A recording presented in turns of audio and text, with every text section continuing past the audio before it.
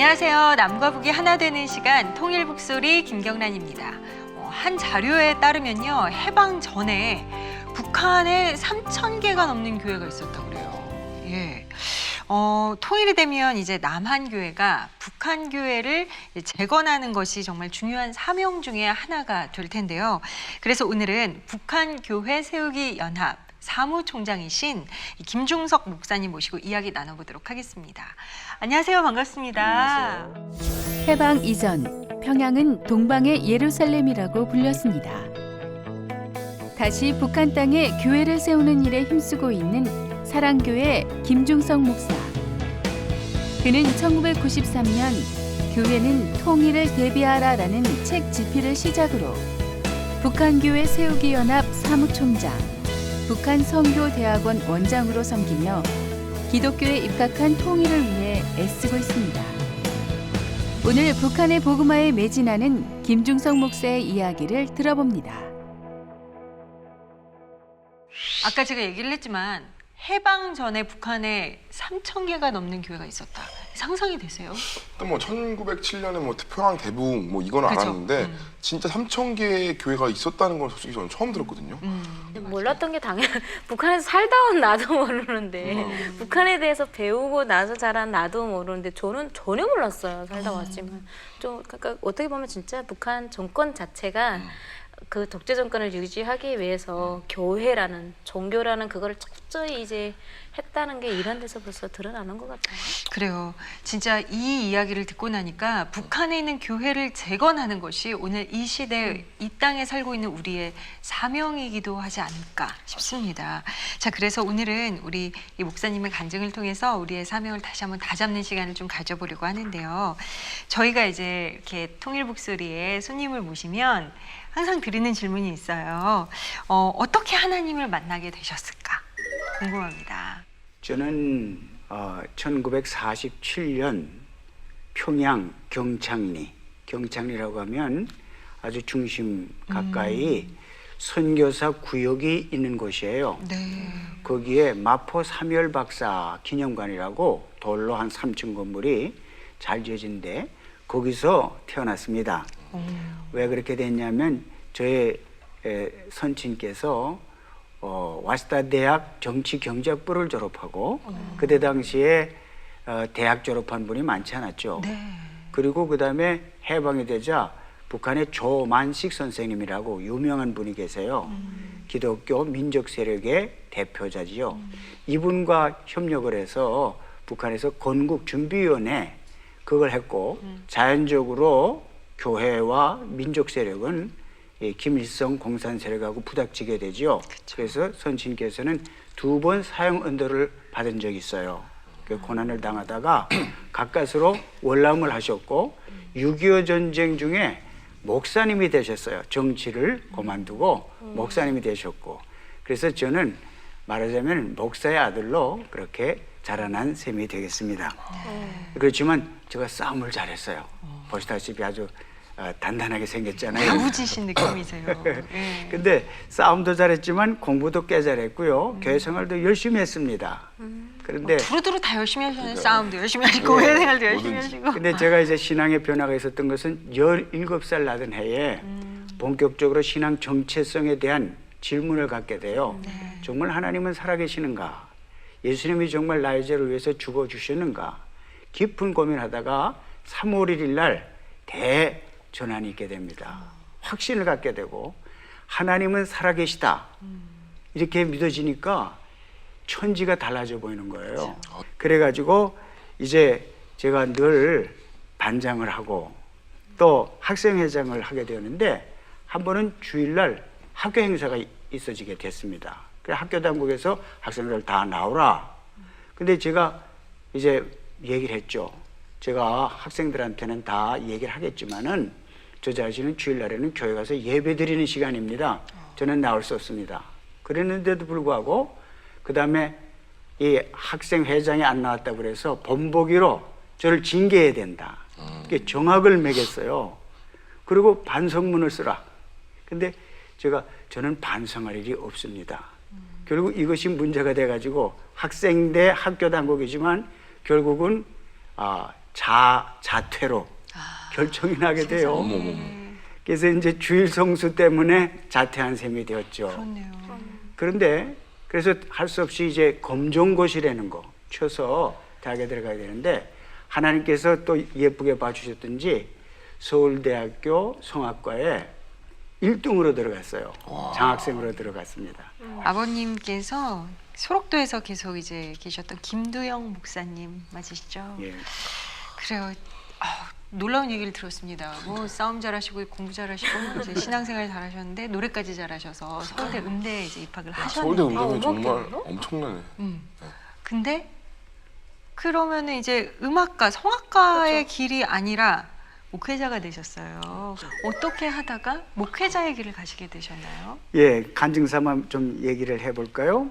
제가 이제 들어가서 2년을 마치고 군대를 가게 되었습니다. 근데 이제 최전방에 가게 됐어요. 그 대성산 넘어 그 휴전선이 있고 그 앞에는 저게 오송산이라고 아주 요새화된 산이 있었습니다. 근데 그때에 교회가 없었어요. 군종 목사님도 안 계셔서 군종병. 그래 주일날 이제 모여서 예배 드리는데 이 대성산 기슭에 이렇게 모여 앉아가지고 앞을 바라보면 그게 어디냐? 이 38선이고요. 그 다음에 저게 오송산이죠. 근데 거기를 향해서 앉아서 이제 찬송 부르고 예배 드리면서 또 보면은 거기가 이 북한이 보이는 겁니다. 정말 가깝게.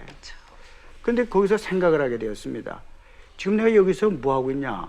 총뿌리를 어디로 향하여 대고 있느냐? 거기에는 우리 동족이 있을 뿐만 아니라 저희 집안에 친척들이 있는 거죠. 그쵸. 근데 이게 무슨 중 무슨이냐? 이거를 알아야 되겠다. 내가 알려면 사회를 알아야 되겠고 사회를 알려면 법을 아는 게 지름길이 아니겠느냐. 휴가 나와가지고 그저 있는 돈 없는 돈 다 해서 법책을 많이 사가지고 와가지고 낮에는 군대 생활하고 밤에 조모가 끝나면 싹 자는 것처럼 하다가 밤에 이제 촛불을 켜놓고 책을 보기를 시작했습니다. 굉장히 열심히. 근데 이제 잠을 못 자니까 어떻게 되겠어요? 그 다음에 얼마 있다가 병을 얻어서 고생을 하기도 했습니다만은 이렇게 해서 3년 동안 법을 읽은 그것이 나중에 이 목회를 하는 데에도 굉장히 도움이 됐고 북한 선교하는 데에도 굉장히 도움이 되었습니다. 그렇게 하다가 3년을 그렇게 군대 지내고 제대해서 다시 복학을 했죠. 그랬더니 그 수고한 게 아깝더라고요. 내친김에 사법고시라는 거. 그걸 한번 보자. 네. 그래서 박차를 가하고 있는데 이제 그 뭡니까 시험 것도 좀 쓰고 말이죠. 준비를 딱 하고 있는데 그해 10월에 대서특필 신문이 나왔어요. 유신헌법 공고. 신문 전면에 나왔습니다. 헌법이. 근데 제가 이제 법책을 읽었으니까 법에 보는 눈이 생겼어요. 그쵸. 그래서 밤새건 한 글자도 빼지 않냐고 그것을 다 읽었고 엄청 울었습니다. 4학년 됐을 때 하나님께서 저에게 특별한 경험을 주신 것 같습니다. 뭐냐면 세상의 일이 아주 의미 없게 느껴지는 거예요. 심지어는 숨 쉬는 것조차도 무의미하게 느껴지는 거예요. 그래서 가만히 드러누워 있습니다. 근데 조금만 더 이렇게 내려가면 죽는 거겠구나. 근데 그때 문득 생각이 나요. 저희 아버님이 한 달에 한 번씩 생활비 주시려고 소록도에서 올라오시면 내려가기 전에 넌지시 한 말씀씩 던지곤 했어요. 저 보고 들으라고. 목사가 대통령보다 낫다. 이런 말씀하고 내려가신단 말이에요. 그걸 자꾸 듣고 보니까 제가 그렇게 생각했습니다. 그래요, 좋습니다. 아버지 말씀대로 신학을 공부해보죠. 근데 60이 된 다음에 하겠습니다. 젊어서 하면 뭐 네. 이게 경험도 없고 뭐 누구를 뭐로 설교를 하겠습니까? 60 된 다음에 해보도록 하겠습니다. 그랬던 생각이 나는 거죠. 근데 또 동시에 그게 생각하면은 인생의 좋은 때는 내 마음대로 지나고 이제는 나이 들어서 이제 퇴물 비슷하게 될 때야 하나님께 바치겠다는 뜻 아니냐? 그쵸. 네가 정말 하나님을 섬기는 것이 좋은 일이라고 하면 인생에 황금 토막 같은 좋은 때를 바쳐야 되는 게 아니냐? 거기에 생각이 미치게 되자 순종하게 됐죠. 그래서 저희 아버님께 말씀드리고 저희 담임 목사님인 김창인 목사님께 말씀드려서 부랴부랴 신학교에 들어가게 되었습니다. 아니 뭐 그렇게 해서 이제 1984년부터 이제 통일 문제에 관심을 가지게 됐다고 이제 얘기를 들었는데 예. 어떤 계기로 어떻게 북한 선교에 대해서 관심을 갖게 또 북한에 대해서 관심을 갖게 됐나요? 예, 제가 1978년서부터 총신 그 강의를 시작했거든요. 근데 84년도죠. 그때 교정을 이렇게 올라가고 있는데 그 교정에 대자보라고 있어요. 종합 게시판이죠. 근데 거기에 그 색깔이 붉은 대자보가 붙었어요. 그 읽어보니까 내용도 아주 붉은 거예요. 근데 전국에 그때 4년제 대학이 100개 있었는데요. 전국 4년제 100개 대학에 일제 하루아침에 같은 대자보가 붙는다는 겁니다. 그래서 제가 직감했죠. 이거는 결코 학생들 자율적으로 한 것이 아니다. 이것은 뒤에 호도의 사람이 조종을 해가지고 이와 같이 되는 것이다. 그리고 학생들이 군사 독재 반대, 민주화 운동 뭐 이거 부르짖는 거는 이해할 수가 있다. 그러나 거기에 더 지나서 주체 사상 학습, 김일성 장군의 노래 이런 쪽으로 나가면 이건 아닌 것이다. 그래서 제가 그때부터 그 학생들이 보는 지하문서라고 있어요. 껍데기가 누렇게 된 거. 그걸 굽에다가 연구하고 그 다음엔 글을 쓰고 강연하고 설교하고 그렇게 시작이 되었습니다. 목사님께서는 정말 오랜 시간 이 교계에서 북한 선교 그쪽의 역할을 많이 해오셨는데 그런데 사실 많은 분들이 이 한국교회의 북한 선교에 대한 노력을 좀 이렇게 많이 이렇게 아시지는 않는 것 같아서 좀 안타까울 따름입니다. 맞아요. 그래서 목사님께서 그동안 우리 한국교회에서 그 교계에서 그 북한 선교를 향한 어떤 노력들이 있었는지에 대해서 이야기를 좀 해주셨으면 좋겠어요. 예, 제가 알기로 한국교회에서 북한교회 세우기 운동의 1세대는 한경직 목사님, 김창인 목사님 같은 분들이었어요. 2세대라고 하면은 김상복 목사님 그리고 저 같은 사람이 되겠습니다.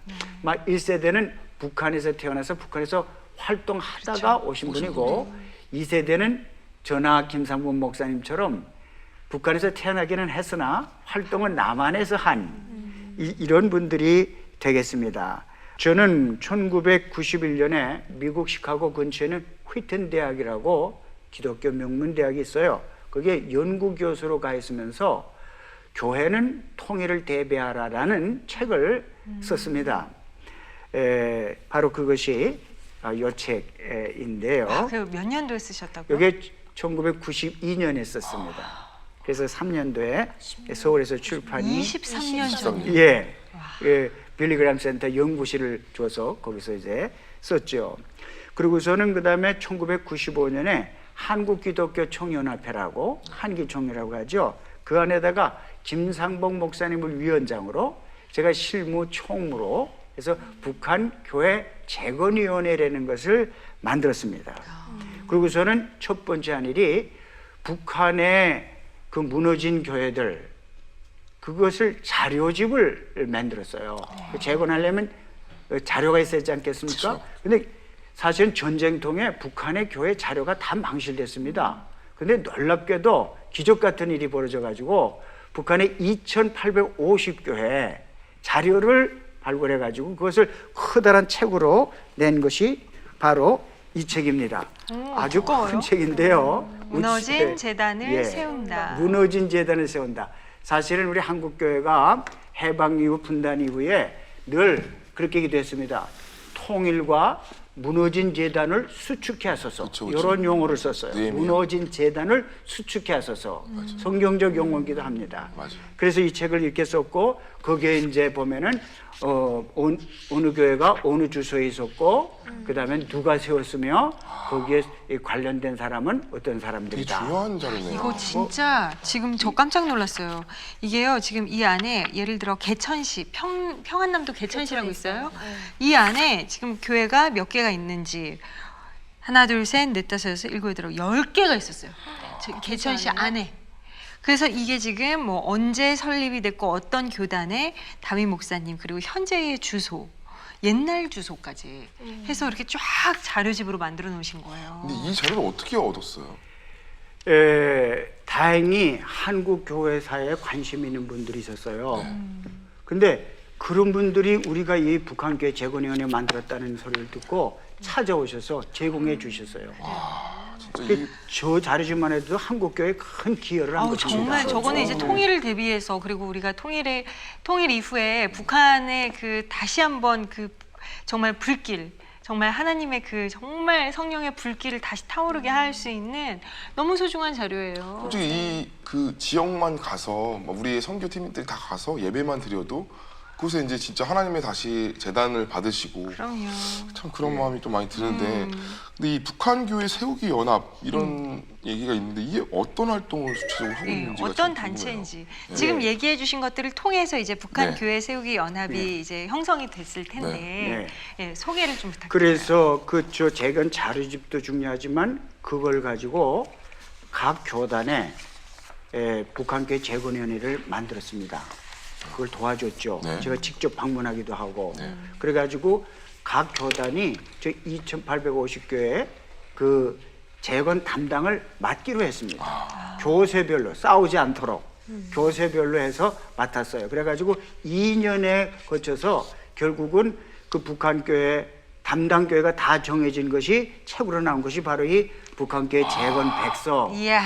다 책으로 만드셨어요. 다행이다. 네. 이거 보시면 이쪽에는 북한교회고 이쪽엔 그걸 재건하는 남한교회. 남한교회 남한교회. 내지는 해외 한인교회. 아.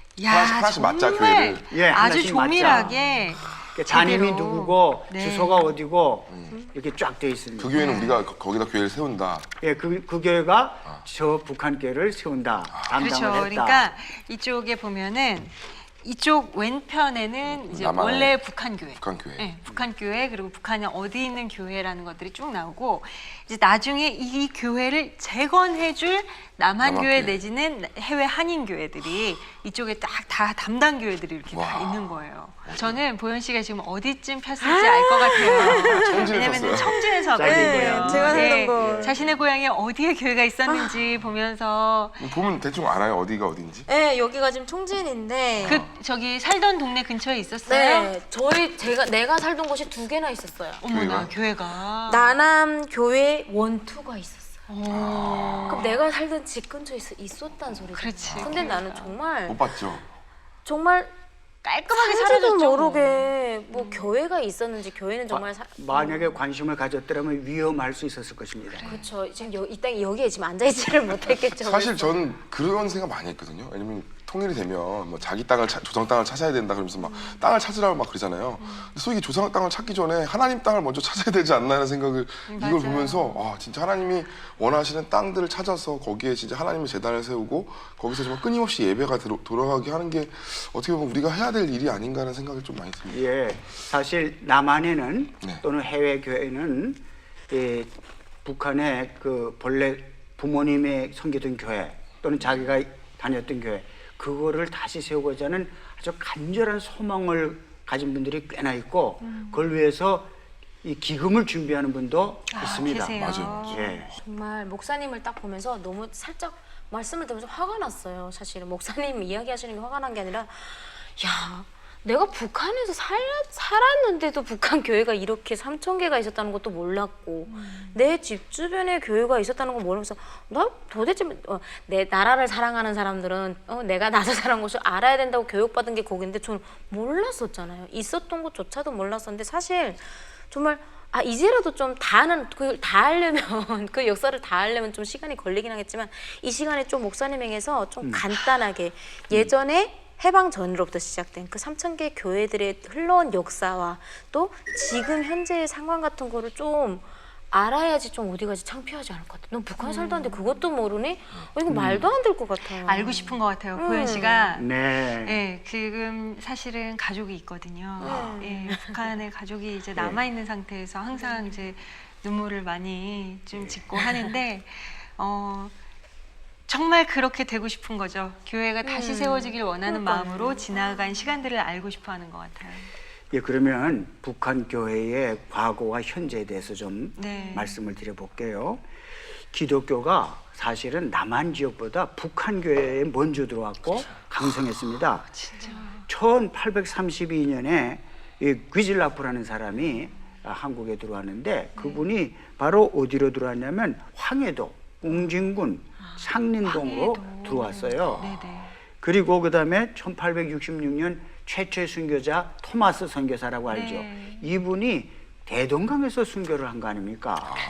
그리고 그다음에 1982년 그 한국 성경이 최초로 번역된 것이 만주 로스 번역이라고 그거 거기 만주에서 되고 이응찬, 백홍준 등이 이 맥킨타이어 목사님한테 세례를 받음으로써 최초의 개신교인이 되는데 이 사람들이 의주 사람이었어요. 그리고 그다음에 권선이라고 그 로스 번역 쪽복음이라고 그러죠. 그러니까 마태복음, 요한복음 하나만 출판돼요. 이렇게 딱 낱개로 이렇게 된 거. 쪽복음을 들고 의주로 들어와서 전도를 합니다. 예, 아주 상당히 어려운 시절에 좀 은밀하게 그러죠. 그러다가 서상윤 권서가 또 뭘 했냐면 자기 고향 황해도 거기 이 뭡니까 이 소래라고 이 거기에다가 최초의 교회를 세우잖아요. 한국의 최초의 교회를 이게 다 북한에서 이루어졌던 일이고요. 그래가지고 이 해방 당시에 북한에는 얼마나 교인들이 있었냐? 약 30만 명. 해방됐을 때. 해방 당시에. 그리고 약 3,000개소 기도처 포함해가지고 3,000개소. 이 숫자는요 당시에 남한의 배나 더 되는 그러한 숫자였다. 그래가지고 글을 모르는 사람도 교회 가면요 글을 깨쳤어요. 할머니들도 다 글을 깨쳤고. 그래서 복음 받아들이니까 미신은 없어졌죠.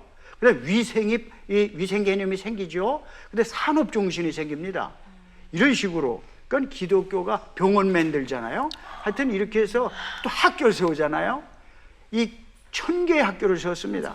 이 개신교가 1000개 학교를 세웠고 이렇게 해서 이 일정 시대를 그러다가 북한의 기독교가 그렇게 강했습니다. 그러다가 1945년 해방 그때부터 기독교가 어려움을 맞는데 북한의 소련군 진주하고 김일성 들어옵니다. 그래가지고 처음에는 어떻게 이 스탈린이 지시했냐면 공산당 기법이 그래요. 처음에 들어갔을 때는 현지의 기존 세력과 협력하라. 그래서 조만식 선생을 탁 만나요. 협력을 한 척 하다가 곧 자기네들이 이제 북조선 인민위원회를 조직한 다음에는 이제 이걸 깨부셔야 되는 거 아니에요.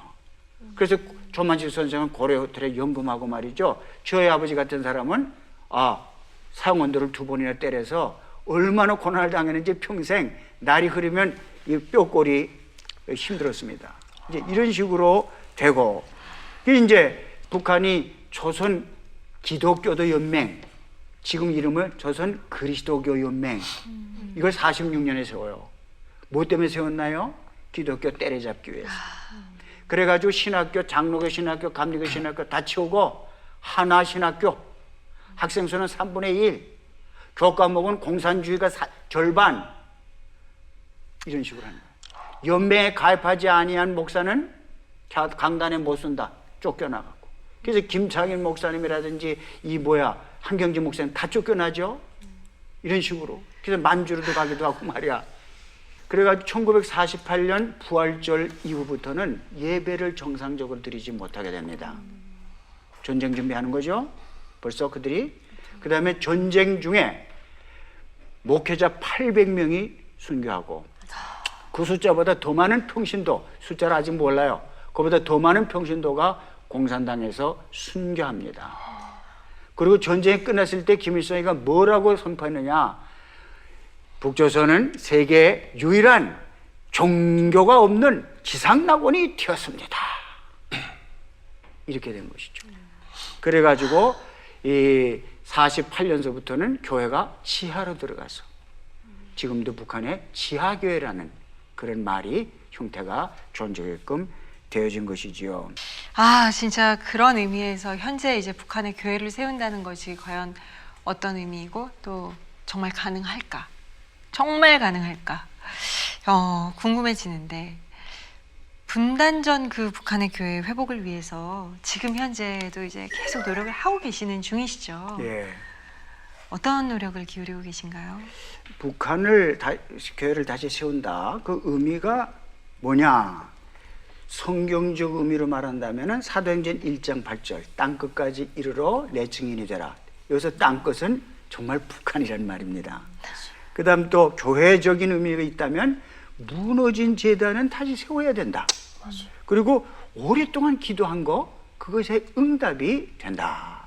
그리고 사회적인 의미로 본다고 하면은 남북인의 정치 통합이 되어도 마음의 통일 중요하잖아요. 독일 25년 됐지만 덜 됐다고 하는 것처럼 이 마음의 통합을 위한 것이 되고 또 용서와 화해, 존경한 나라니까 또 하나님의 사랑과 의에 기초한 통일국가 사회 건설 그런 의미가 있다고 하겠습니다. 이게 과연 가능하냐? 그런데 두 가지로 말씀할 수 있어요. 이 가시적이고 공식적인 방법 이거는 신문에 내면서 북한의 그 허가장 받아가지고 가서 뭐 도와주기도 하고 이렇게 하는 것입니다.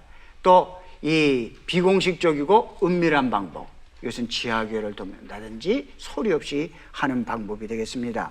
생필품을 지원하는 또는 고아원을 이렇게 운영하고 또 의료 지원 또 씨감자 채소 농장 또 용농 방법 도와주는 거 이런 방법 또 방송하잖아요. 방송은 들어가니까 방송 그리고 성경적 책자를 집어넣는 방법 그다음 USB 그다음 또 뭐면 MP3 같은 거 그리고 풍선 날리기 그것도 한 방법이기도 해요. 이 북한이 제일 싫어하는 것입니다만은 그리고 지하교회를 돕거나 세우는 일 이런 식으로 해서 그 가능성이 지금도 진행되고 있는 것이죠. 지금 이 북한교회 세우기 연합이 무엇을 하고 있느냐? 이 북한교회 회복을 위한 그 목표라고 하면은 있었던 교회 3,000교회를 재건하는 것 뿐만 아니라 1만 2천 교회를 개척, 도합 1만 5천 교회를 이 문이 열린 후 10년 내에 북한 땅에다 세우자. 그러면 질문이 나오죠. 왜 1만 5천 교회입니까? 더 많이 세우지. 근데 남한 교회가 5천만인데요. 6만 교회가 있어요. 국민 800명당 한 교회가 있는 셈인데요. 70% 이상이 미자립 교회라는 거예요. 북한에서는 좀 규모 있게 세워서 잘해봐야 되기 때문에 1,500명당 한 교회를 세운다고 하니까 이제 1만 5천 교회가 되는 것이죠. 그래가지고 이미 그것이 이제 지금 이제 그 3,000교회 지정이 됐다고 그랬죠. 아까 책에서 본 것처럼. 근데 오랜 세월이 지나니까 이게 많이 흐트러져서 지금 재건 담당 교회를 재지정하는 작업을 진행하고 있고요. 또 1만 2천 교회 개척 담당 교회를 지금 받고 있는 중에 있습니다. 그렇군요. 네. 우리 목사님께서 이런 책을 지금 이 책이 와 깨알 같거든요. 그 안에 내용들이요. 정말 바쁘신 중에 사실 이런 연구와 북한 선교 활동만 하신 게 아니라 사랑교회의 담임 목사님이세요. 그래서 40년 넘게 목회를 하신 사랑교회에 곧 은퇴를 앞두고 계시다고 얘기를 들었어요, 목사님. 예, 한 교회에서 오랫동안 목회를 하시면서 참 많은 감회와 여러 가지 생각들이 있으실 것 같아요. 어떠세요? 한 교회를 그렇게 오래 다짐할 수 있다는 건 정말 개인적으로 하나님의 은혜고요. 네. 제가 목사 안수를 받을 때 이렇게 기도했습니다. 큰 목사는 못돼도 진실한 목사가 되게 해주십시오. 그래서 제가 지금까지 이 기도를 잊지 않고 주님 앞에 설 때에 내가 어떤 판단을 받게 될까를 의식하면서 지금까지 왔습니다. 네. 또 이런 기도를 했죠. 하나님, 저희 아버지는 학력이 제일 좋은 목사였지만 제일 오지에 가서 목회를 했으니 아들인 저는 제일 중앙통에서 목회하게 해주세요. 그랬더니 강남구 대치동에서 또 이렇게 하나님, 저희 아버지는 가난했으니까 아들인 저는 좀 부유하게 해주세요. 그랬더니 정말 부족함이 없도록 그렇게 해주셨어요. 예. 그리고 또 이 목회할 뿐만 아니라 북한 선교, 그리고 또 한국 찬송가 운동도 하게 하셨으니까 그게 참 감사한 일이고, 이렇게 오래 같이 교인들과 지내다 보니까 지금은 마치 교인이 외람된 말이지만 영적으로 제 자식과 같은 거예요. 맞아요. 그게 좀 미안한 말이긴 하지만 솔직한 것입니다. 그럼요. 그래서 교인들이 어떻게 하든지 간에 미운 게 없고 예, 사랑스럽고 위해서 기도하게 된다는 거, 그런 감을 가지고 있습니다. 목사님 얘기를 듣다 보니까 오늘 또 책도 많이 가지고 나오셨는데 총 6권의 책을 쓰셨더라고요. 근데 이게 가장 최근에 쓴 게 바로 이 통일정신이라는 책인데, 이 책은 어떤 내용을 담고 있는지 좀 궁금해요. 왜냐면 요즘에 그 목사님의 생각을 많이 정리한 그 책인 것 같아서. 것 같아요. 어떤 예. 내용인가요? 사실은 세 권은 제가 직접 쓴 거고요. 네. 제 개인 저서고, 세 권은 편저 같이. 예, 함께 이렇게 네. 한 것이고요. 이 통일정신, 이거는 금년이 광복 70주년 아닙니까? 네. 그런데 지금 그 대한민국 이렇게 발전했어요. 이건 정말 하나님의 은혜인데, 그런데 한편 이 한반도 주변 정세는 마치 100년 전 청일전쟁이나 노일전쟁 정세와 비슷한 면이 많다. 맞아요. 그런단 말이죠. 제가 1992년에 교회는 통일을 대비하라 썼기도 했지만은 다시 쓸 필요를 느꼈고요. 앞으로 통일 한국을 세워야 되겠는데, 그것이 어떤 나라가 되어야 되느냐. 한마디로 하나님의 가치관, 즉 하나님의 사랑과 의를 기반한 그런 나라로 법 체계라든지 사회가 운영되어져 나가야 한다. 맞아요. 그리고 통일운동은 기독교인만의 일이 아니기 때문에 이번에는 대상을 온 국민을 대상으로 해서 저것을 썼습니다. 그렇게, 그러나 제가 저자가 기독교 목사임을 분명히 하면서 네. 전 국민을 향해서 썼고요. 근데 놀라운 것은 제가 1904년에 청년 이승만이 한성 감옥에서 쓴 책이 있어요. 네. 독립정신. 근데 이것을 제가 여러 번 읽었습니다. 근데 그걸 읽어보니까 핵심이 뭐냐면, 독립을 하되 기독교 입국 이해하시겠습니까? 네. 로 되지 않으면 독립도 뭐고 없다. 맞아요. 이게 그 핵심이에요. 맞아요. 독립정신에. 아멘. 그리고 이것이 44년 뒤 1948년에 대한민국을 세울 때 건국 정신으로 됩니다. 이제 통일을 해야 되겠는데 우리에게 필요한 것은 통일 정신이라는 것이고, 맞아요. 독립 정신, 건국 정신, 통일 정신은 공통성이 있다. 어느 점에서? 기독교 입국이라는 점에서 하나님의 사랑과 의라는 가치관 위에 법과 사회 체계를 만들어내는 국가를 세워야 된다. 이 점에서 공통성이 있다. 이것이 가장 핵심인 것이고, 그 다음에 이것을 갖다가 아주 구체적으로 이제 언급들을 하고 있죠. 야, 정말 감사해요. 이렇게 꼭 기독교인뿐만 아니라 이제 일반 국민들을 대상으로 이렇게 좀 더 이 독자층을 폭넓게 이 통일에 대한 어떤 필요성과 그리고 통일이 갖는 의미에 대해서 정확하게 이렇게 메시지를 주신 것은 참 감사하다는 마음이 정말 많이 듭니다. 끝으로 목사님이 갖고 계신 어떤 앞으로 또 남은 비전과 기도 제목이 있으시다면 함께 나눠주시면 감사하겠습니다. 개인적으로는 제가 하는 이 북한 선교의 후계자가 나타나게 되기를 간절히 기대하고 있습니다. 한국이 통일 대박을 꿈꾸고 한국교회가 분단 70주년을 맞아서 에레미야 70년처럼 그렇게 통일을 기도해 왔습니다. 근데 이런 생각이 금년에 들더라고요. 한국교회가 기도는 하되 믿지는 않는다. 한국교회가 말은 하되 움직이지는 않는다.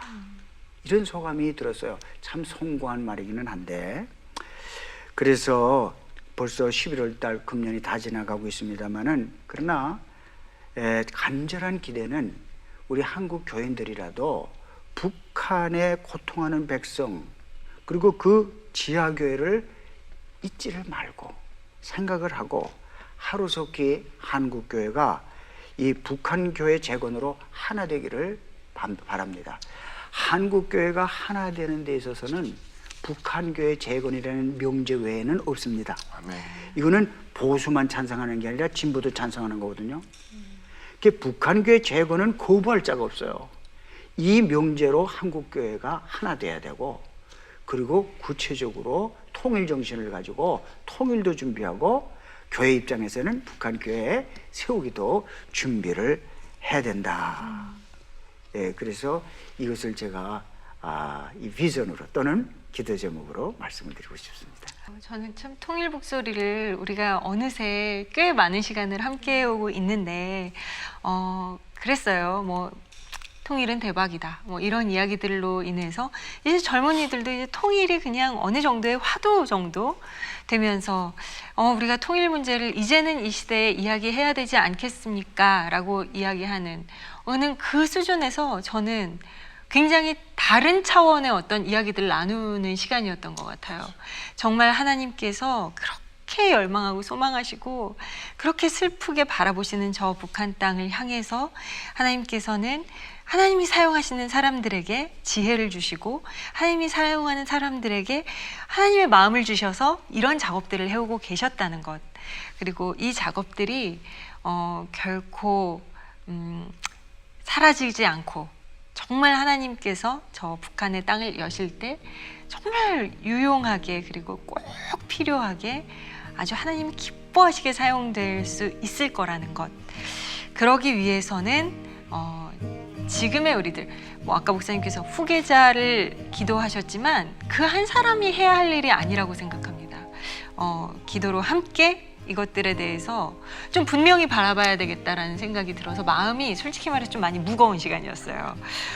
근데 이 무거운 마음을 우리가 당연히 가져야 되는 마음이라고 생각을 하고 결코 이것들을 그냥 어떤 화두적인 측면에서 끝나는 것이 아니라 우리가 이 땅을 내가 살아가야 될 사명 중에 하나라고 생각을 해야겠구나라고 다시 한번 결심한 아주 귀한 시간이었습니다. 김중성 목사님 보내드리기 아쉽지만 저희들이 정말 감사히 말씀 잘 들었고요. 그리고 항상 건강 조심하시면서 이렇게 하나님께서 목사님을 통해 이루실 일들을 앞으로 저희는 더욱더 기대하면서 함께 기도하겠습니다. 감사합니다. 네, 남과 북이 하나 되는 시간 통일 북소리 오늘 시간은 여기까지입니다. 저희는 다음 주에 다시 찾아오겠습니다. 고맙습니다.